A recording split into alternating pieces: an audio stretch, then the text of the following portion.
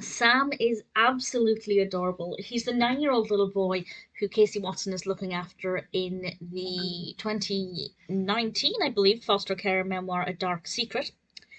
And I'd read this previously. I'm now rereading all of her books chronologically, and this is actually, I think, the penultimate one, if I'm not mistaken.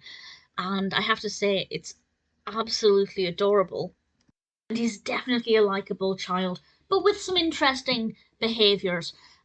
He first comes to Casey after there's an altercation at his home, and his mother is sectioned under the Mental Health Act, and he howls and acts like a dog, and it seems like he'd been locked in a dog cage out in the garden. And not everything is quite as it seems, but that in itself is very interesting. And Casey begins to kind of, well, support him, but also try and find out more about his background and what this dog cage means to him, and of course why it exists. And initially, he was referred to as a very feral child, to the point where he was separated from his siblings because he was too violent around them. And that just doesn't seem to be the case. And there's definitely more than meets the eye with this little boy. And I don't want to say any more than that. Well, I don't want to say too much more than that.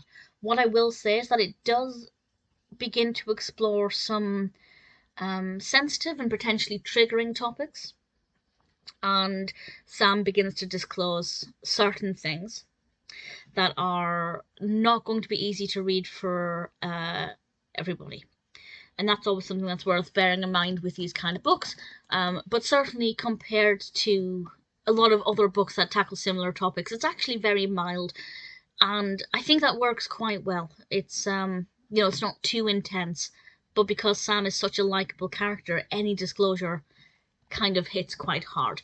I also want to say that the character of Samson, I won't say who he is exactly, but I will say he's brilliant. Absolutely loved him, loved his relationship with Sam. And I just thought it was really enjoyable for the right reasons, very moving for also the right reasons, but shocking in other parts as well.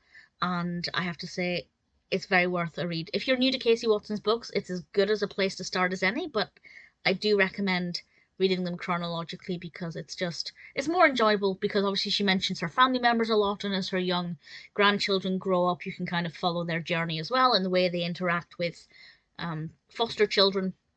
But you don't have to. Absolutely don't have to read it chronologically. I didn't originally. A Dark Secret is definitely one that I recommend.